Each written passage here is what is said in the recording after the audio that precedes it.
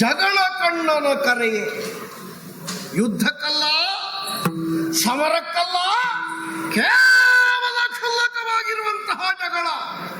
ಅವನ ಇವತ್ತಿನ ಹುಟ್ಟು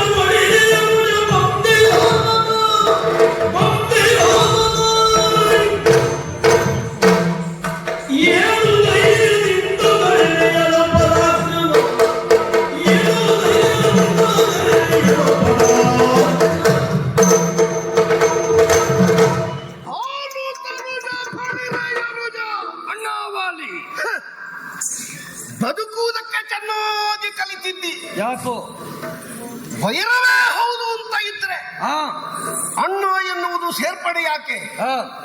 ಅಣ್ಣ ಎನ್ನುವುದೇ ಸೇರ್ಪಡೆ ಮಾಡುವುದಿದ್ರೆ ವೈರತ್ವದ ಭಾವದಲ್ಲಿ ವಾಲಿ ಎನ್ನುವಂತಹ ಧ್ವನಿ ಯಾಕೆ? ಹಾಗಾದ್ರೆ ಹೊರಗಿನವರಿಗೆ ಕಾಣುವುದು ಮಹಾಪಾಪಿ ಸುಗ್ರೀವ, ಮಹಾಪ್ರತಾಪಿ ಸುಗ್ರೀವ. ಏನೂ ಮಾಡ್ಯಾರು, ಏನಕ್ಕೇನೂ ಮಾಡ್ಯಾರು. ಒಂದು ಧ್ವನಿ ಹುಟ್ಟುವ ಹಾಗೆ ನಿನ್ನ ನಡತೆ. ಒಳಗಿಂದ ಒಳಗೆ ನನ್ನ ಬಗ್ಗೆ ಇದ್ದ ಭಯವೇ ಅಣ್ಣ ಎನ್ನುವಂತಹ ಶಬ್ದ ನಿನ್ನ ಜೀವನವನ್ನು ಇದು ತನಕ ಶ್ರೀರಕ್ಷೆಯಾಗಿ ಕಾಪಿಟ್ಟಿದೆ ಎನ್ನುವುದು ನಿನಗೂ ಚೆನ್ನಾಗಿ ಗೊತ್ತಿದೆ. ನೀನು ಮಾಡಿದಂತಹ ಅನ್ಯಾಯ ಪರಂಪರೆಗಳನ್ನೆಲ್ಲ ಒಂದು ಅರ್ಥದಲ್ಲಿ ಶಿಕ್ಷಿಸುವ ನೆಲೆಯಲ್ಲಿಯೇ ನಿನ್ನನ್ನು ಈ ತರನಾಗಿ ಮಾಡಿದವ ವಾಲಿ. ಯಾಕೋ ಕೆಲವೆಲ್ಲ ವಸ್ತುಗಳು ಹಾಳಾಗಬಾರದು ಅಂತ ನಾವು ಉಪ್ಪಲ್ಲಿ ಹಾಕಿಡುವ ಕ್ರಮ ಉಂಟು. ಹೌದು. ಮತ್ತೆ ಉಪ್ಪಿನಿಂದ ತೆಗೆದು ನಾವು ತಿನ್ನುವುದಕ್ಕಿಂತ ಮೊದಲು ಸರಿಯಾದ ಶುದ್ಧ ನೀರಲ್ಲಿ ಸ್ವಲ್ಪ ಹೊತ್ತು ಹಾಕಿಡ್ಲಿಕ್ಕುಂಟು. ಹೌದು. ಯಾಕೆ? ಉಪ್ಪು ಹೆಚ್ಚಾಗಿದೆ ಅದಕ್ಕೆ. ಮತ್ತೆ ಆ ಉಪ್ಪು ಬಿಟ್ಲಿ ಅಂತ. ಹೌದು. ಹಾಗಾದ್ರೆ ಉಪ್ಪು ಹಾಕಿದ್ ಯಾಕೆ? ಉಪ್ಪು ಹಾಳಾಗಬಾರ್ದು ಅಂತ. ಉಪ್ಪಲ್ಲ, ವಸ್ತು ಹಾಳಾಗಬಾರ್ದು. ಉಪ್ಪು ಹಾಳಾಗುದಿಲ್ಲ, ಉಪ್ಪು ನೀರಾಗ್ತದೆ. ಅದೇ ವಸ್ತು ಹಾಳಾಗಬಾರ್ದು ಅಂತ. ಹಾಗೆ ನೀನು ಕೆಡಬಾರ್ದು ಎನ್ನುವ ನೆಲೆಯಲ್ಲಿ ಅಥವಾ ಕೆಟ್ಟ ನೀನು ಮತ್ತೊಮ್ಮೆ ಸರಿಯಾಗುವಲ್ಲಿ ಹಾಳಾಗಬಾರದು ಎನ್ನುವ ನೆಲೆಯಲ್ಲಿ ನಿನ್ನನ್ನು ಶಿಕ್ಷಿಸುವುದಕ್ಕೆ ತೊಡಗಿದ ವಾಲಿಯ ಸಮ್ಮುಖದಲ್ಲಿ ಬಂದು ಈ ತೆರನಾಗಿ ಬೊಬ್ಬಿರಿಯುತ್ತಾ ಇದೆಯಲ್ಲ, ಏನು ಧೈರ್ಯ?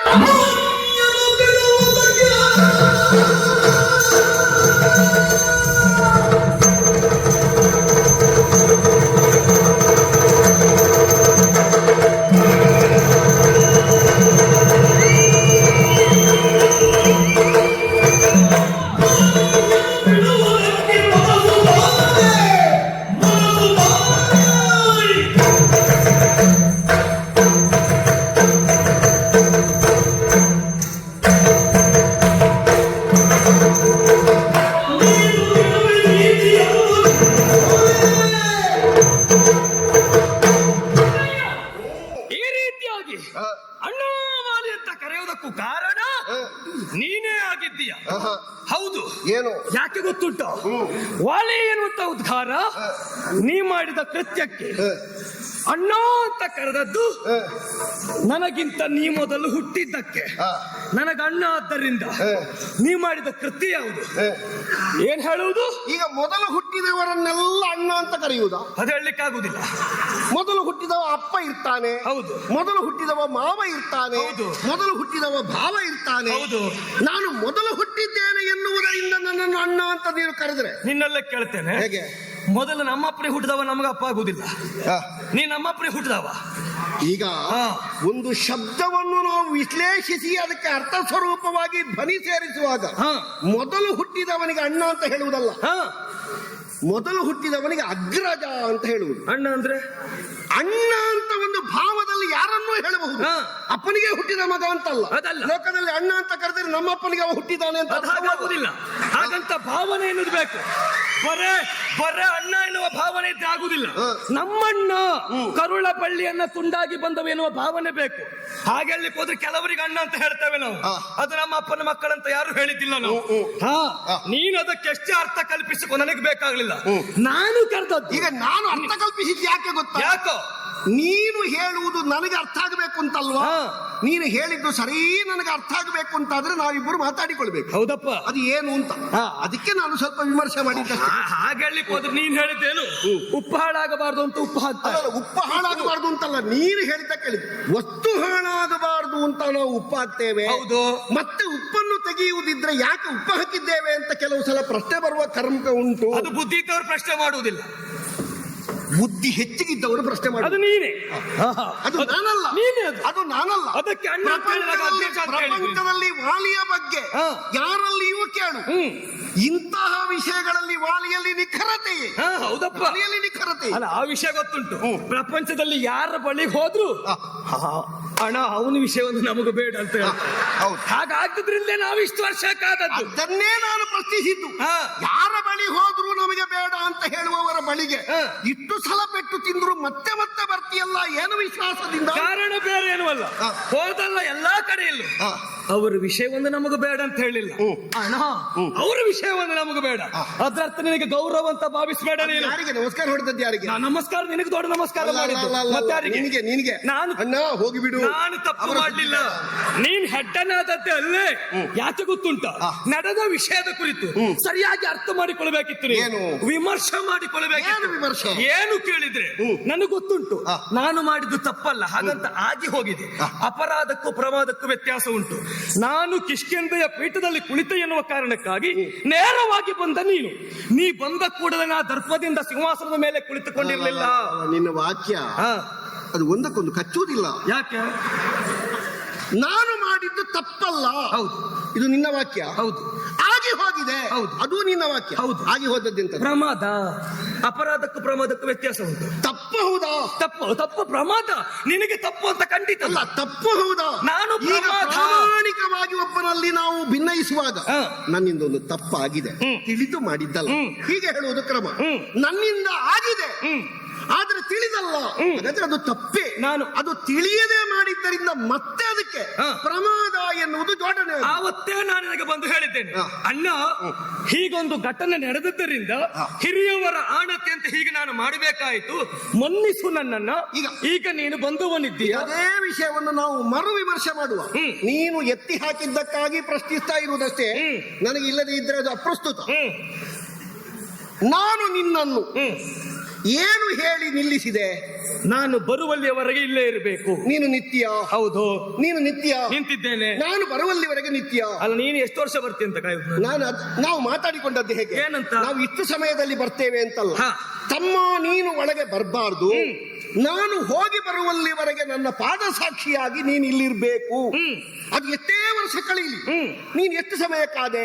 ನಾನು 1 ವರ್ಷ ಕಾದಿದ್ದೇನೆ. ನಮಗೆಲ್ಲ 1 ವರ್ಷ ಲೆಕ್ಕವಾ? ಅಲ್ಲ, ನಮಗೆಲ್ಲ ಎಷ್ಟು ವಯೋಮಾನ. ಹೌದಪ್ಪ, ಸಮುದ್ರ ಮಥನದ ಕಾಲ ಚಾಕ್ಷುಷಿ ಮನ್ವಂತರದ್ದು. ಆ ಕಾಲಕ್ಕಿಂತ ಮೊದಲೇ ನಾವಿದ್ದೇವೆ. ಹೌದು. ಹಾಗಾದ್ರೆ ವರ್ಷ ಎಲ್ಲ ನಮಗೆ ಲೆಕ್ಕವೇ ಅಲ್ಲ. ನೀನು ಕಾದದ್ದು ಬರೇ 1 ವರ್ಷ. 1 ವರ್ಷ ಕಾದ. ಹೌದು, 1 ವರ್ಷದಲ್ಲಿ ನಿನಗೇನೋ ಅಯೋಮಯ ಆಯಿತು. ಈಗ ನಿನ್ನ ವಿಷಯವೇ ಅಯೋಮಯ ಆಯಿತು. ಬಂಡೆ ಕಲ್ಲನ್ನು ಅಡ್ಡವಾಗಿ ಇಟ್ಟೆ. ಹೌದು, ಅದು ಯಾವುದಕ್ಕಾಗಿ? ಕಾರಣ ಬೇರೆ ಏನು ಅಲ್ಲ. ಏನು? ರಕ್ತದ ಹೊಳೆಯೇ ಹರಿದು ಬಂತು. ಎಲ್ಲಿಂದ? ಪರ್ವತದ ಒಳಗಿಂದ. ಆ ಗುಹೆಯಿಂದ ರಕ್ತದ ಹೊಳೆ ಬಂದಾಗ ನಾನು ಹೊರಭಾಗದಿಂದ ಅಣ್ಣ ಅಂತ ಕೂಗಿದೆ. ಅದಕ್ಕೆ ಪ್ರತಿಯಾಗಿ ಬರಲಿಲ್ಲ, ಏನೋ ಕರ್ಕಶವಾದ ಶಬ್ದ ಕೇಳಿತು. ಆಗ ನಾನು ಯೋಚನೆ ಮಾಡಿದೆ, ನಾನು ಅಣ್ಣ ಅಂತ ಕೂಗಿದಾಗ ತಮ್ಮ ಅಂತ ಆ ಕಡೆಯಿಂದ ಸ್ವರ ಬಂದಿದ್ರೆ ನನ್ನಣ್ಣ ಬದುಕಿದ್ದಾನೆ ಎನ್ನುವ ಹಾಗೆ ಭಾವಿಸಿಕೊಳ್ಳಬಹುದು. ಅದರ ಹೊರತು ರಕ್ತ ಬಂದು ನನಗೆ ಪ್ರತಿಧ್ವನಿಯಾಗಿ ಬಾರದೇ ಇದ್ದ ಕಾರಣ ಬಹುಶಃ ನೀ ಸತ್ತಿರಬೇಕು ಎನ್ನುವುದನ್ನು ಯೋಚನೆ ಮಾಡಿ ಆ ಬಂಡೆಯನ್ನು ಮುಚ್ಚಿ ನಾನು ಸತ್ತೆ ಅಂತ ಇಟ್ಟು. ನಿನ್ನ ಊಹಾ ಪ್ರಕಾರ ನಾನು ಸತ್ತೆ. ನೀನು ನನ್ನ ನಿಜವಾದ ತಮ್ಮ ಹೌದು ಅಂತ ಇದ್ರೆ ನನ್ನ ಪ್ರಾಣ ಹೋಗುವಾಗ ನೀನೇನ್ ಮಾಡ್ಬೇಕು? ಏನು? ಪ್ರಾಣ ಕೊಡ್ಬೇಡುವ ತಮ್ಮ? ಕೊಡ್ಬೇಕು. ನೀನು ಕೊಟ್ಟಿಯ? ಕೊಡ್ಲಿಲ್ಲ. ಬಂಡೆ ಅಡ್ಡ ಇಟ್ಟು ಮಂಡೆ ಮಾಚಿದೆಯಲ್ಲ ನೀನು. ಹೌದು, ಇದು ನನ್ನ ತಮ್ಮ ಅಂತ ಹೇಳ್ಬೇಕಾ ನೀನು ಯೋಚನೆ? ಪ್ರಾಮಾಣಿಕನಾದಂತಹ ಒಬ್ಬ ಸಹವರ್ತಿ ಅಂತಾದ್ರೆ ಅಥವಾ ನಮಗೆ ಅನುಕೂಲನಾಗಿ ವರ್ತಿಸುವ ಅಂತಾದ್ರೆ ತನ್ನ ಅಣ್ಣ, ತನ್ನ ರಕ್ಷಕ, ತನ್ನ ಯಜಮಾನ ಸ್ಥಾನದಲ್ಲಿರುವವ, ತನ್ನ ದೊರೆಯಾಗಿ ನಿಲ್ಲುವವ ಒಬ್ಬ ಸತ್ತ ಅಂತ ಇದ್ರೆ ಅಲ್ಲಿಗೆ ಪ್ರಾಣಾರ್ಪಣೆ ಮಾಡಬೇಕು. ಹೌದು, ಮಾಡಬೇಕು. ಆದ್ರೆ ನಾನು ಯಾಕೆ ಹಾಗೆ ಮಾಡ್ಲಿಲ್ಲ? ಯಾಕೆ? ನಿನ್ನನ್ನ ಕೊಂದ ದಾನವ ನಾನು ಒಳಗೆ ಬಂದ ಮೇಲೆ ನಾನು ಅವನನ್ನ ಸಂವರಿಸುವುದಕ್ಕೆ ಮುಂದಾದ್ರೆ ಅವ ನನ್ನನ್ನು ಕೊಂದರೆ ಗುಹೆಯಲ್ಲಿ ನಮ್ಮಿಬ್ರು ಹೆಣ ಹೋದ್ರೆ ಕಿಷ್ಕಿಂದಿಯಲ್ಲಿ ಇವರಿಬ್ರು ಎಲ್ಲಿ ಸತ್ರಪ್ಪ ಅಂತ ಕೇಳಿದ್ರೆ ಉತ್ತರ ಕೊಡುವವರು ಯಾರಿದ್ದಾರೆ ಅವರಿಗೆ? ಒಳ್ಳೆ ವಿಷಯ, ಒಳ್ಳೆ ವಿಷಯ. ಒಂದು ವಿಷಯ ಹೇಳ್ತೀನಿ ಕೇಳು. ಒಳ್ಳೆ ವಿಷಯ. ಅದು ಒಳ್ಳೆ ವಿಷಯವೇ. ಇಬ್ರು ಒಟ್ಟಿಗೆ ಹೋಗಿದ್ದಾರೆ. ಹೌದು. ಒಬ್ಬ ಒಳಗೆ ಸತ್ತಿದ್ದಾನೆ, ಅವನ ಹೆಣ ಅಲ್ಲಿ ಬಿದ್ದಿದೆ ಅಂತ ನೀನು ಹೇಳಲಿಕ್ಕೆ ಹೋದ. ಅದಲ್ಲ, ಇವರಿಗೆ ಗೊತ್ತಿರುವುದಿಲ್ಲ. ನಾನು ಬಂದು ವಿಷಯವನ್ನ ಮುಟ್ಟಿಸಿದ್ರೆ ಸಮಸ್ತ ಕಿಷ್ಕಿಂದೆಯ ಸೇನೆಯನ್ನ ಕೂಡಿಕೊಂಡು ಹೋಗಿ ಅಲ್ಲಿ ದೈತ್ಯ ನಮ್ಮ ಮೇಲೆ ಅಭಿಯೋಗಕ್ಕೆ ಮುಂದಾದ್ರೆ ಅವನನ್ನು ಮುಗಿಸುವಂತ ಬಂದದ್ದು. ನಿಲ್ಲು, ಹೇಳು. ಈಗ ಬಂಡೆ ಇಟ್ಟೆ ಅವ ಹೊರಗೆ ಬರಬಾರ್ದು. ಹೌದು. ಊರಿಗೆ ಹೋದೆ. ಹೌದು. ನಮ್ಮಲ್ಲಿ ಎಷ್ಟು ಸೇನೆ ಉಂಟು? ನಮ್ಮಲ್ಲಿ ಬಹಳಷ್ಟು ಉಂಟು. ಎಷ್ಟುಂಟು? ನಮ್ಮಲ್ಲಿ ಹೇಳಲಿಕ್ಕೆ ಹೋದ್ರೆ 77 ಕೋಟಿ ಕಪಿನಾಯಕರು, 18 ಅರ್ಬುದವಾನ. ಹೇಳಲಿಕ್ಕೆ ಹೋದ್ರೆ ಹೇಳಬಾರ್ದು ಅಂತ ಉಂಟು. ಹೇಳಬಾರ್ದಂತಲೇ ಉಂಟು. ಯಾಕೆ ಗೊತ್ತುಂಟಾ? ಅದು ನಿನ್ನ ಸೇನೆ ಅಲ್ವಾ, ಹಾಗಾಗಿ ನಿನ್ನ ಸೇನೆ ಅಲ್ವಾ. ನಾನು ಕೇಳಿದ್ದು ನಮ್ಮ ಸೇನೆ. ಹಾಗಾದ್ರೆ ಕಿಷ್ಕಿಂದೆಯ ಸೇನೆ, ನಮ್ಮ ಸೇನೆ ಅಂತ ಹೇಳ್ತೆ ಅಂತ ಆದ್ರೆ ನಿನ್ನೆಲ್ಲ ಕೇಳ್ತೇನೆ. ಈಗಲೂ ತಮ್ಮ ಎನ್ನುವ ಬಾಂಧವ್ಯ ಉಂಟು, ಸಿಟ್ಟಿಲ್ಲಲ್ವ ನಿನಗೆ? ನಾವೀಗ ಮಾತಾಡುತ್ತಿರುವುದು ಯಾವ ಕಾಲಘಟ್ಟದ್ದು? ನಮ್ಮದ್ದೇ, ಹಿಂದೆ ನಡೆದದ್ದು. ಆ ಕಾಲದಲ್ಲಿ ನಾವಿಬ್ರು ಬೇರೆ ಬೇರೆ ಆಗ್ಲಿಲ್ಲ. ಆಗ ನಮ್ಮಲ್ಲಿ ಸೇನೆ ಎಷ್ಟಿತ್ತು ಅಂತ ಹೇಳಿದ್ರೆ 77 ಕೋಟಿ ಕಪಿನಾಯಕರು, 18 ಅರ್ಬುದವಾನರು. ಹೌದಾ? ಅಷ್ಟೂ ಸೇನೆಯನ್ನು ತಕ್ಕೊಂಡು ಬಂದು ಅದೇ ಗುಹೆಯೊಳಗೆ ಪ್ರವೇಶ ಮಾಡಿ ಅಣ್ಣನ ಹೆಣವನ್ನಾದ್ರೂ ಹುಡುಕಬಹುದಿತ್ತಲ್ಲ ನಿನಗೆ? ಹುಡುಕಬಹುದಿತ್ತು. ಏನು ಮಾಡೋಣ ಹೇಳು? ನಾನು ಇಲ್ಲಿಗೆ ಬಂದು ಸ್ವಲ್ಪ ದಿನ ನನಗೆ ಮಾತೇ ಆಡ್ಲಿಕ್ಕಾಗ್ಲಿಲ್ಲ. ಕಾರಣ ಏನು ಕೇಳಿದ್ರೆ ನಿನ್ನನ್ನ ಕಳೆದುಕೊಂಡ ದುಃಖ ಆಯ್ತು. ಆವಾಗ ಅವರೆಲ್ಲ ಪ್ರಶ್ನೆ ಮಾಡಿದ್ರು. ಪ್ರಶ್ನೆಗೆ ನಾನು ಎಲ್ಲಾ ಉತ್ತರವನ್ನು ಹೇಳಿದೆ. ಆಗ ಅವರು ಹೇಳಿದ್ರು, ಮುಂದಿನ ಯೋಚನೆ ಮತ್ತೆ ನೋಡುವ, ಈಗ ನೀನು ಪೀಠವನ್ನು ಏರಬೇಕೆನ್ನುವ ಹಾಗೆ ಜಾಂಬವಾದಿಗಳು ಹೇಳಿದ್ರು. ಆಯ್ತು. ಹಿರಿಯವರ ಮಾತಿನಂತೆ ಹಿರಿಯವರು ಏರಿದ್ರು. ಸರಿಯಾ? ಸರಿಯಾ? ಹಿರಿಯವರು ಹೇಳಿದ್ರು. ಅಲ್ಲ, ಹಿರಿಯರು ಹೇಳಿದ್ರು, ನೀನು ನನ್ನ ತಮ್ಮನಾಗಿ ಯೋಚಿಸ್ಬೇಕಾ ಬೇಡವಾ? ಅಲ್ಲ, ಅವ್ರ ಮಾತು ಕೇಳುವ. ಅಲ್ಲ, ಯಾರ ಮಾತು ಕೇಳಲಿ. ಈಗ ಅಲ್ಲಿ ವಿವೇಚನೆ ಏನು? ನನಗೆ ಮಗ ಇಲ್ವಾ? ಹೌದು. ಈಗ ಅರಸ ಸತ್ರೆ ನೀನೊಬ್ಬ ಪ್ರಾಮಾಣಿಕನಾದ್ರೆ, ಅಣ್ಣನ ತಮ್ಮನಾಗಿ ನಿಷ್ಠಾವಂತನಾದ್ರೆ, ಅಣ್ಣನ ಸಾವಿನ ದುಃಖವನ್ನು ನೀನು ಮರೆಯುವುದೆಲ್ಲಿ? ಅಣ್ಣನ ಮಗನನ್ನು ಪೀಠದಲ್ಲಿ ಕುಳ್ಳಿರಿಸಿ ನೀನು ಅವನ ಸೇವೆ ಮಾಡುವುದು ನಿನ್ನ ಉದಾತ್ತತೆ. ನೀನು ಹಾಗೆ ಎಣಿಸಲಿಲ್ಲ. ನೀನು ಪಟ್ಟ ಸಿಕ್ಕಿತ್ತು ಅಂತ ಗಟ್ಟಿಯಾದ. ಅಣ್ಣ, ನಿನಗೊಂದು ವಿಷಯ ಹೇಳ್ತೇನೆ. ಆಗಿನ ಸರಿಯಾಗಿ ಕಾಲವನ್ನು ಅರ್ಥ ಮಾಡಿಕೊ ನೀನು. ಒಂದು ನಾವಿಬ್ಬರು ದೈತ್ಯರನ್ನು ಅಟ್ಟಿಸಿಕೊಂಡು ಹೋಗುವಾಗ ನಿನ್ನ ಮಗ ಅಂಗದ ಬಹಳ ಸಣ್ಣವನಾಗಿರ್ಲಿ ನೋಡ, ಅವನಿಗೆ ಬುದ್ಧಿ ಬರಲಿಲ್ಲ. ಬಾರದೇ ಇದ್ರು ಪ್ರಾಮಾಣಿಕನಾದಂತಹ ಒಬ್ಬ ಸೇವಕ ನೀನು ಹೌದು ಅಂತ ಇದ್ರೆ ಅಣ್ಣ ಸತ್ತಾಗ ಅಣ್ಣನ ಜಾಗವನ್ನು ಆಕ್ರಮಿಸುವುದಲ್ಲ. ಆಗ ಹಿರಿಯರಿಗೆ ನೀನೇ ಹೇಳಬೇಕಿತ್ತು, ಅಣ್ಣನ ಸಂತಾನ ಇನ್ನೂ ಇದೆ, ಅವನನ್ನು ಪೀಠದಲ್ಲಿ ಕುಳ್ಳಿರಿಸಿ ಅವನ ಅಡಿಯಾಳಾಗಿ ಅವ ಪ್ರಬುದ್ಧನಾಗುವಲ್ಲಿವರೆಗೆ ನಾನು ಕಾರ್ಯಾಚರಣೆಯನ್ನು ಮಾಡ್ತೇನೆ. ಅವ ಪ್ರಬುದ್ಧನಾದ ಮೇಲೆ ಅಧಿಕಾರವನ್ನು ಅವನಿಗೇ ಕೊಡ್ತೇನೆ ಅಂತ ನೀನು ಪ್ರಾಮಾಣಿಕನಾದ ಹೇಳಬೇಕು. ಈಗ ನಿನ್ನೆಲ್ಲ ಕೇಳ್ತೇನೆ, ಅಪ್ಪನಾದವನು ಮಗನಿಗೆ ಯುವರಾಜ ಪದವಿ ಕೊಡುವುದು ಯಾಕೆ? ನನ್ನ ಕಾಲದ ನಂತರ ಅವನೇ ಮುಂದಿನ ಮಹಾರಾಜ, ಹೌದಲ್ವಾ? ಆವತ್ತು ಹಾಗೆ ನಾವಿಬ್ಬರು ಜೊತೆಯಾಗಿ ಹೋಗುವಾಗ ಕಿಷ್ಕಿಂದೆಗೆ ಮಹಾರಾಜ ನೀನು, ಯುವರಾಜ ನಾನು, ಅಂಗದ ಸಣ್ಣವ. ಹಾಗಾಗಿ ಜಾಂಬವಾದಿಗಳು ಹೇಳಿದ್ರು, ಯುವರಾಜನಾದ ನೀನೇ ಈಗ ಮಹಾರಾಜನಾಗಬೇಕು ಎನ್ನುವ ಹಾಗೆ ಅವರ ಆಸೆಯನ್ನ ಪೂರೈಸುವುದಕ್ಕಾಗಿ ಅವರಾಜ್ಞೆ ಶಿರೋಧಾರ ಅಂತ ಪೀಠ ಏರಿದೆ. ತಪ್ಪಿಸಿಕೊಳ್ಳುವುದಕ್ಕೆ ಒಂದೊಂದು ಪ್ರಯತ್ನಗಳನ್ನು ಹುಡುಕಬಹುದು. ತರವೇ ಇದೆ, ಬಿಡು. ಆಯ್ತು. ಸತ್ಯವಂತೆಯಾದ ತಾರೆಯನ್ನು ಯಾಕೆ ಕುಳ್ಳಿರಿಸಿಕೊಂಡೆ? ಯಾರು? ನೀನು. ನಾನು ಕುಳ್ಳಿರಿಸಿಕೊಳ್ಳೋದಕ್ಕೂ ಕಾರಣ ಉಂಟು. ಅವರೇ ಉಳಿದವರೆಲ್ಲ ಸೂಚಿಸಿದ್ರು. ಹೀಗಾಗಿದೆ ಅತ್ತಿಗೆಯ ಪರಿಸ್ಥಿತಿ ಹೇಗೆ ಎನ್ನುವಾಗ ನಾವು ಯೋಚನೆ ಮಾಡಿದ್ರೆ ನಮ್ಮಲ್ಲೇ ಉಂಟಲ್ವಾ, ಅಣ್ಣ ಸತ್ತರೆ ಅಣ್ಣನ ಹೆಂಡತಿಗೆ ಒಪ್ಪಿಗೆ ಇದ್ದರೆ ತಮ್ಮನೊಂದಿಗೆ ಇರಬಹುದು ಎನ್ನುವ ಹಾಗೆ. ಎಲ್ಲಿ ಉಂಟದು? ನಮ್ಮಲ್ಲಿ ಅವರೇ ಹೇಳಿದ್ರು, ಜಾಂಬವಾದಿಗಳೇ ಹೇಳಿದ್ರು. ಅವ್ರು ಹೇಳುದು ಸುಳ್ಳ? ನೋಡು, ಏನು, ನಮ್ಮಲ್ಲಿ ಹಾಗೊಂದು ಶಾಸ್ತ್ರವೇ ಇಲ್ಲ. ನಾವೀಗ ಬದುಕುತ್ತಾ ಇರುವುದು ಯಾವ ಶಾಸ್ತ್ರದಲ್ಲಿ? ಯಾವ ಶಾಸ್ತ್ರದಲ್ಲಿ? ನಾವು ಪ್ರಾಣಿಗಳಾಗಿ ಪ್ರಾಣಿಶಾಸ್ತ್ರ, ನಮ್ಮಲ್ಲಿ ಪ್ರಾಣಿಗ್ರಹಣ ಅಂತ ಆಯ್ತಲ್ಲ, ಅದು ಯಾವ ವಿಧಿ? ಮಂಗಗಳ ವಿಧಿಯಾ? ಅಲ್ಲ, ಯಾರ ವಿಧಿ? ಮನುಷ್ಯರ ವಿಧಿ. ಹೌದಾ? ಮನುಷ್ಯರ ವಿಧಿಯಂತೆ ಅಣ್ಣನ ಹೆಂಡತಿಗೆ ತಮ್ಮನಾದವ ಜನ ಅಂತ ಆದ್ರೆ ಅದು ಹೇಗೆ? ವಿಧಿ ಹೇಗೆ? ಅದು ಕೇವಲ ಶಾಸ್ತ್ರದ ಕುರಿತು ಯೋಚನೆ ಮಾಡಬೇಡ. ಜಾಂಬವಾದಿಗಳಲ್ಲಿ ನಾ ಪ್ರಶ್ನೆ ಇಟ್ಟಾಗ ಅವ್ರು ಹೇಳಿದ್ದು ಕೇವಲ ಎಲ್ಲವನ್ನು ಶಾಸ್ತ್ರಕ್ಕಾಗಿ ಬಳಸಿಕೊಳ್ಳುವುದಕ್ಕಾಗುವುದಿಲ್ಲ, ನಮ್ಮ ಮಂಗಗಳಲ್ಲಿರುವುದು ಹೀಗೆ ಅಂತ ಹೇಳಿದ್ದು. ಏನೂ ಇಲ್ಲ, ಯಾರು? ಏನೂ ಇಲ್ಲ. ಹಾಗಾದ್ರೆ ಜಾಂಬವರ ಮಾತನ್ನೇ ಕೇಳುದಿಲ್ವಾ? ಇಲ್ಲಿ ಕೇಳು. ಅತ್ತಿಗೆ ಅಣ್ಣನಿಗೆ ಮಗ ಇದ್ದಾನೆ ಅಂತಾದ್ರೆ ಮಗನ ತಾಯಿ ಜ್ಯೇಷ್ಠ ಭ್ರಾತೃ ಪಿತೃ ಸಮಾನ. ಅಣ್ಣ ಅಪ್ಪ ಆದ್ರೆ ಅಣ್ಣನ ಹೆಂಡತಿ ಅಮ್ಮನಿಗೆ ಸಮಾನ. ಒಂದು ವೇಳೆ ಸಂತಾನ ಇಲ್ಲ, ಸಂತಾನ ಇಲ್ಲದೆ ಇದ್ದದ್ದರಿಂದ ಸಂಸ್ಕೃತಿ ಮುಂದುವರಿಯುವುದಿಲ್ಲ.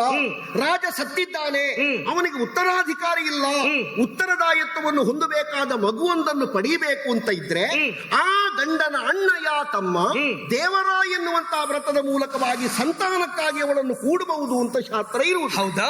ಇಲ್ಲಿ ಮಾಡಿಕೊಂಡದ್ದು ನೀನು ನಿನ್ನ ಮೂಗಿನ ನೇರಕ್ಕೆ ಬಿಟ್ಟರೆ ಬೇರೆ ಯಾವುದೂ ಇಲ್ಲ. ಹಾಗಾದ್ರೆ ನಿನ್ನೆಲ್ಲ ಕೇಳ್ತೇನೆ, ಏನು? ಈ ಮಾತು ಕೇವಲ ಸುಗ್ರೀವನಿಗೆ ಅನ್ವಯವಾಗುವುದಾ ಸಮಸ್ತ ಕಪಿವರ್ಗಕ್ಕೂ ಎಲ್ಲಕ್ಕೂ? ಹಾಗಾದ್ರೆ ನಿನ್ನ ಹೆಂಡತಿಗೆ ಈ ವಿಷಯ ಗೊತ್ತಿಲ್ವಾ? ಅವಳು ಯಾಕೆ ಒಪ್ಪಿ ಬಂದು ಕುಳಿತಳು? ಹೆಣ್ಣು ಹೆಂಗಸಾದಂತಹ ಈಗ ನೀನೇ ಹೇಳಿದ್ಯೇನು, ನೀನು ಸತ್ತೆ ಎನ್ನುವ ಭ್ರಮೆಯಲ್ಲಿ ನಾನು ಬಂಡೆ ಇಟ್ಟೆ, ಹಾಗೆ ಗಂಡ ಸತ್ತ ಎನ್ನುವ ಭ್ರಮೆಯಲ್ಲಿ ಅವಳು ಕೂತಿದ್ರು, ನೀನು ಕೆಳಗೆ ಇಳಿಬೇಕಿತ್ತು. ಅತ್ತಿಗೆ ನೀವು ಕೂತ್ಕೊಳ್ಳುವುದಿದ್ರೆ ಹೆಣ್ಣಾದಂತಹ ನೀವೇ ಸಾಮ್ರಾಜ್ಯವನ್ನು ಆಳಿ, ಅಣ್ಣನ ಪರವಾಗಿ ಅಣ್ಣನ ಹೆಂಡತಿಯಾದ ನೀವೇ ಇರಿ. ನನ್ನ ಹೆಂಡತಿ ಕೂತದ್ದು ನಿನ್ನೊಟ್ಟಿಗೆ ಅಂತಲ್ಲ, ನನ್ನ ಗಂಡನ ಪೀಠ ಅಂತ ಕೂತದ್ದವು. ಹೌದಾ? ಅದೇ ಭ್ರಮೆ ಹೌದು ಅಂತ ಆದ್ರೆ ನೀವು ಯೋಚನೆ ಮಾಡ್ಬೇಕು. ಅಲ್ಲಿ ನಾನು ಭ್ರಮಾಲೋಕದಲ್ಲಿ ವಿಹಾರ ಮಾಡಿ ಇಲ್ಲಿಗೆ ಬಂದು ಹೀಗೆ ಮಾಡಿದೆ ಅಂತ ನನಗೆ ಶಿಕ್ಷೆ ಕೊಟ್ಟೆ ನೀನು. ನಿನ್ನ ಹೆಂಡತಿಯು ಭ್ರಮಾಲೋಕದಲ್ಲಿ ವಿಹಾರ ಮಾಡಿ ನನ್ನ ತಮ್ಮನ ತೊಡೆಯೇರಿ ಕುಳಿತುಕೊಂಡಿದ್ದಾಳೆ, ಅವಳಿಗೆ ಶಿಕ್ಷೆ ಆಗಬೇಕಂತ ತಾರಗೆ ಶಿಕ್ಷೆ ಕೊಟ್ಟಿದ್ಯಾ? ಏನು ಶಿಕ್ಷೆ ಕೊಡ್ಲಿಲ್ಲ. ಏನ್ ಕೊಟ್ಟಿದ್ಯಾ? ಈಗ ನಿನ್ನ ಹೆಂಡತಿಯನ್ನು ನಾನು ಇಟ್ಟುಕೊಂಡಿದ್ದೇನೆ. ಹೌದು. ಒಬ್ಬಾಕೆ ಹೆಂಡತಿಗೆ ಗಂಡ ಮತ್ತೊಬ್ಬ ಹೆಣ್ಣನ್ನು ಒಟ್ಟಿಗಿಟ್ಟುಕೊಳ್ಳುವುದೇ ಶಿಕ್ಷೆ. ಅದೇ ಹೌದಾದ್ರೆ ನನ್ನನ್ನು ಹೊರಗೆ ಹಾಕಿದ್ಯಲ್ಲ, ತಾರೆಯನ್ನು ಹೊರಗೆ ಹಾಕ್ಬೇಕಿತ್ತು, ಯಾಕೆ ಹಾಕ್ಲಿಲ್ಲ? ಒಳಗಿಟ್ಟುಕೊಂಡೇ ಶಿಕ್ಷೆ ಅದಲ್ಲ. ಶಿಕ್ಷೆಯಲ್ಲಿ ಒಂದೊಂದು ವಿಧ ಉಂಟು. ಈಗ ನಿನ್ನನ್ನು ಹೊರಗೆ ಹಾಕಿ ಶಿಕ್ಷೆ, ಅವಳನ್ನು ಒಳಗೆ ಇಟ್ಟುಕೊಂಡದ್ದು ಯಾಕೆ? ನಾನು ನಿನ್ನ ಹೆಂಡತಿಯನ್ನು ಒಟ್ಟಿಗೆ ಇಟ್ಟುಕೊಳ್ಳುವಾಗ ಅವಳು ಯೋಚನೆ ಮಾಡಬೇಕು ಅಂತ ಅವಳಿಗೆ ಹಾಗೆ. ಅದು ನೀನು ಈಗ ಮಾತಾಡಿಸುದು ಬೇಡ. ಒಂದು ವಿಷಯ ಹೇಳ್ತೇನೆ, ನೀನ್ ಯಾಕೆ ಹಾಕು ಮಾಡಿದೆ ಅಂತ ಗೊತ್ತುಂಟು. ನಿನಗೆ ಹೆಂಡತಿಯನ್ನು ಬಿಡುವುದಕ್ಕೆ ಮನಸ್ಸಿಲ್ಲ, ಅವಳು ಹೆಣ್ಣು, ನಾನು ಗಂಡು. ಗಂಡಾದ್ರಿಂದ ಹೊರಗೆ ನೂಕಿದೆ, ಹೆಣ್ಣಲ್ವಾ? ನಿನಗೆ ಹೆಣ್ಣಾದ್ರೆ ಸಾಕು. ಹೀಗೆ ಹೇಳ್ತೀನಿ ಕೇಳು, ಅವಳನ್ನ ಇಟ್ಟುಕೊಂಡೆ.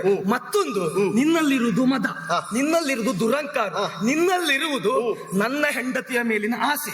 ಅದು ಮಾತ್ರ ಅಲ್ಲ, ಹೆಣ್ಣಿನ ಮೇಲಿರುವ ಆಸೆ, ಅದೆಲ್ಲ ನಿನ್ನಲ್ಲಿದ್ದರಿಂದ ನೀ ನನ್ನನ್ನು ನೋಡುವುದು, ನಿನ್ನಲ್ಲಿದ್ದದ್ದು ನನ್ನಲ್ಲುಂಟಂತ ಹೇಳುವುದು, ನನ್ನನ್ನು ಒಂದು ರೀತಿಯಾಗಿ ಕನ್ನಡಿಯಾಗಿ ಕಾಣುವುದು.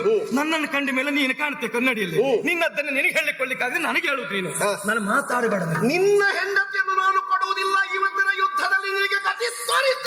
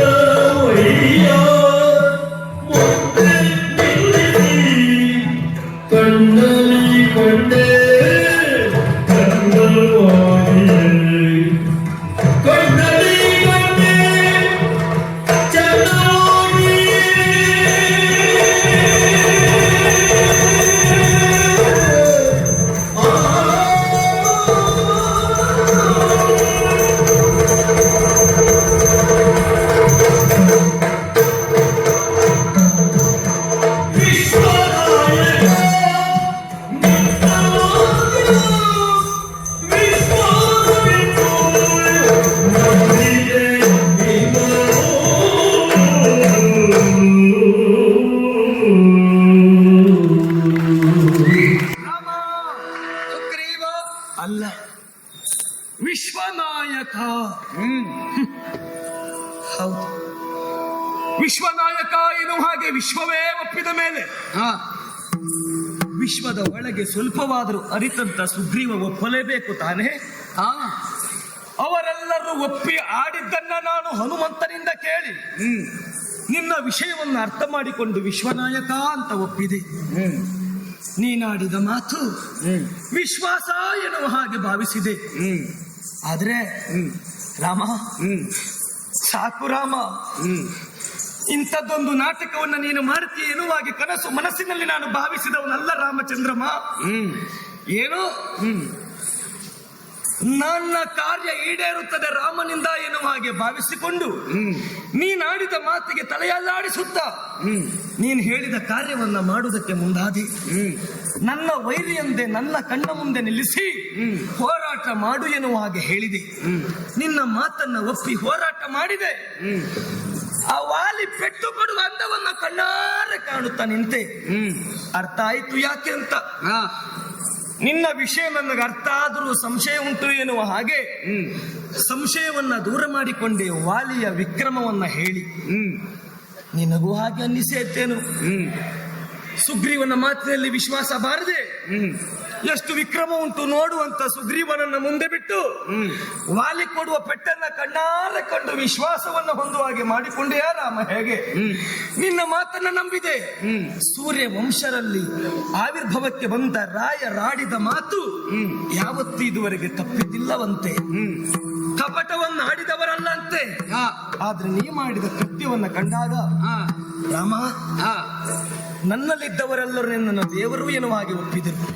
ಹನುಮಂತನಂತ ಬುದ್ಧಿವಂತ ನಿನ್ನ ದೇವರು ಅಂತ ಒಪ್ಪಿದ ಮೇಲೆ ದೇವರಲ್ಲ ಅಂತ ನಾನು ಹೇಳುವುದಿಲ್ಲ. ಆದ್ರೆ ಇಲ್ಲಿಯವರೆಗೆ ಕಷ್ಟವನ್ನ ಕಂಡ ಈ ಸುಗ್ರೀವ ಇನ್ನು ಎಷ್ಟು ಸಮಯ ಬದುಕುತ್ತಾನ ಗೊತ್ತಿಲ್ಲ. ಉಳಿದಷ್ಟು ದಿನವೂ ಕಷ್ಟ ಆದ್ರೂ ತೊಂದರೆ ಇಲ್ಲ. ನೀನು ಬಂದಂತೂ ಆಯ್ತಲ್ಲ. ಇರುವಂತ ನಿನಗ ಮನಸ್ಸಿದ್ರು ಇರುವೆನ್ನುವ ಹಾಗೆ ನಾನು ಹೇಳುವುದಿಲ್ಲ. ಹೋಗುವುದಕ್ಕೆ ನಿನ್ನಿಂದ ಆಗದೆ ಇದ್ರೆ ಹನುಮಂತ ಒಬ್ಬರೇ ಆಗದಿದ್ರೆ ನಾವು 4 ಜನ ಆದ್ರೂ ಹೊತ್ಕೊಂಡು ಬರ್ತೇವೆ.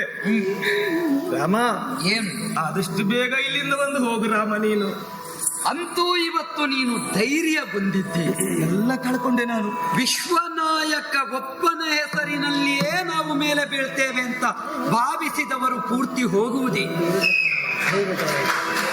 ವಿಶ್ವನಾಯಕನನ್ನು ಅನುಸರಿಸಿಕೊಂಡು ಯಾರು ಬದುಕುತ್ತಾರೋ ಅವರು ಯಾವತ್ತೂ ಮೇಲೆ ಬೀಳುವುದೇ. ಇಲ್ಲಿ ನೀ ಅಧೈರ್ಯನಾದದ್ದು ಯಾಕೆ ಬಲ್ಲೆಯ? ನಿನ್ನ ಆಂತರ್ಯವನ್ನರಿಯದೆ ಧೈರ್ಯ ತಾಳು. ಧೈರ್ಯ ಸೂರ್ಯ ನಂದನ ಕಾರ್ಯರಸಗಳು ಮೋಸವಾಯಿತು.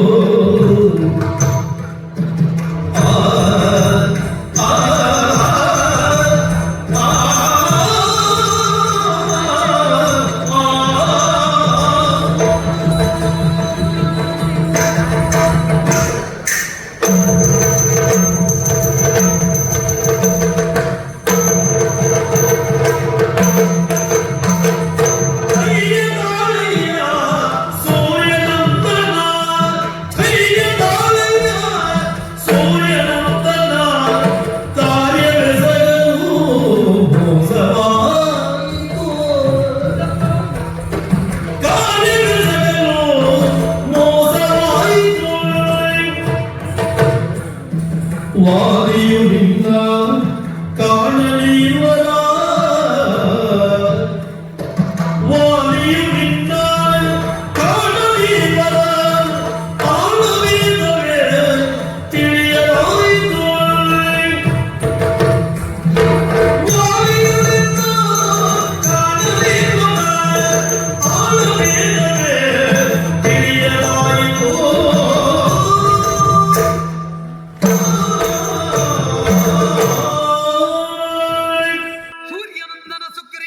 ಸೂರ್ಯವಂಶೀಯ ರಾಮಚಂದ್ರ ಜ್ಞಾನ ಚಕ್ಷು ಅಂತ ಹೇಳಿಸಿಕೊಂಡವನ ಮಗ ನೀನು. ಯಾವ ಕಾಲಕ್ಕೂ ಜ್ಞಾನದಲ್ಲಿ ಅಂಧಾಕಾರ ಉಂಟಾಗಕೂಡದು. ಇವತ್ತು ನಿನಗೆ ಧೈರ್ಯವನ್ನು ತುಂಬಿಸಿ ವಾಲಿಯ ಸಮಕ್ಷಕ್ಕೆ ಕಳುಹಿಸಿಕೊಟ್ಟವನು ನಾನೇ. ನೀವಿರುವರು ಹೋರಾಟ ಮಾಡುತ್ತಾ ಇದ್ದವರು. ನೀ ಆರಂಭದಲ್ಲಿ ನನ್ನಲ್ಲಿ ಭಿನ್ನಯಿಸಿಕೊಂಡದ್ದು ನ್ಯಾಯವೀಕ್ಷಿಸಿ ಸಲಹಬೇಕು. ಹೌದು, ವಾಲಿಯನ್ನು ಇಷ್ಟರವರೆಗೆ ಕಣ್ಣಾರೆ ಕಂಡವ ನಾನಲ್ಲ. ನೀನು ವಾಲಿಯು ಸಂಗ್ರಾಮ ಕಣದಲ್ಲಿ ಒಂದಾದವರು.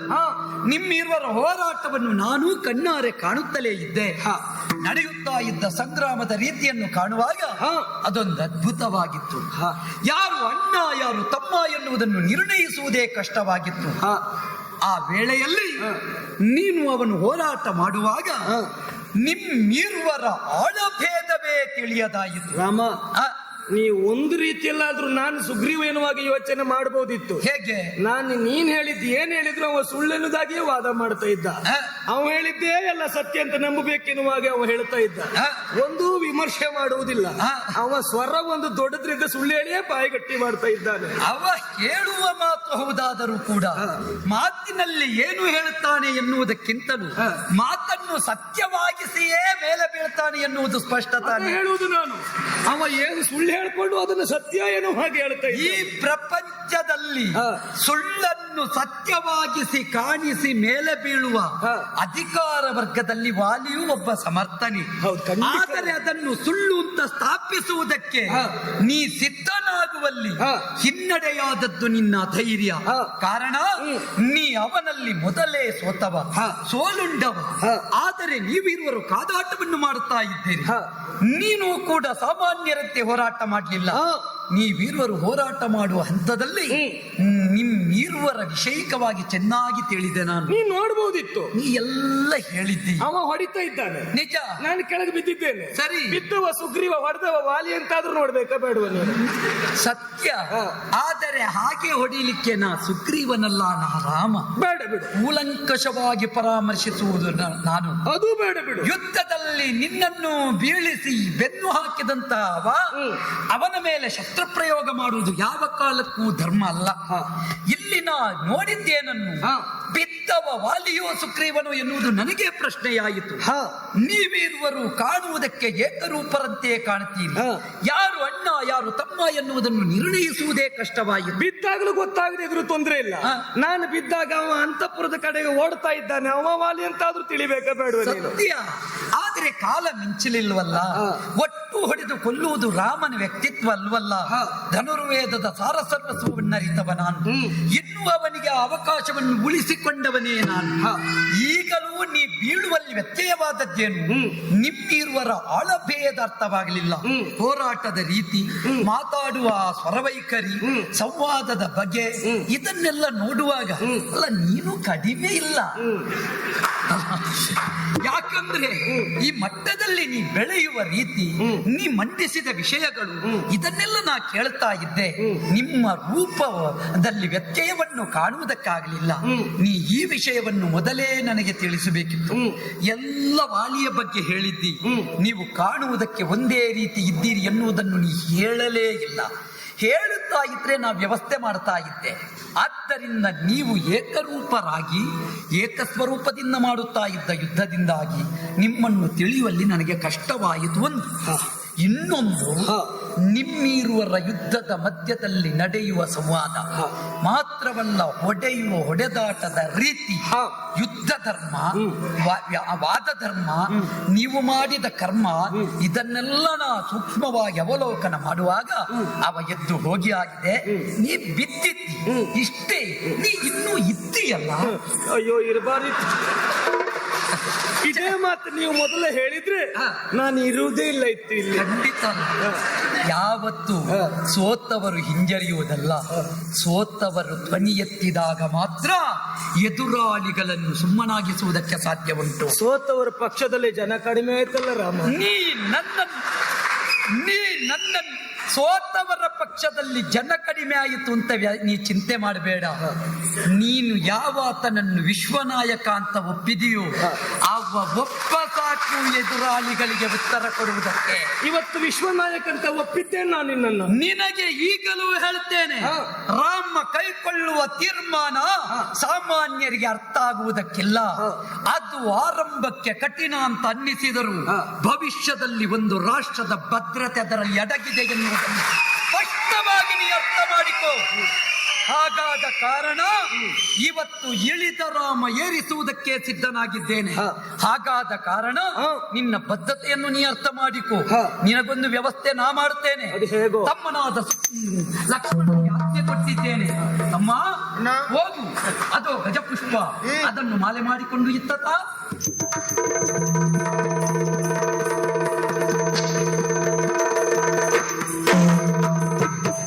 ಗಜಪುಷ್ಪದ ಮಾಲೆ ಇದು ಋಷಿಪುತ್ರರು ಆ ಗಿಡಗಳಾಗಿದ್ದರು, ಅದೇ ಮಾಲೆಯಾಗಿದೆ. ಇದರಲ್ಲಿ ಪರಿಪೂರ್ಣವಾದ ಧರ್ಮದ ಬಲವುಂಟು. ಅವನ ಕೊರಳಿಗೆ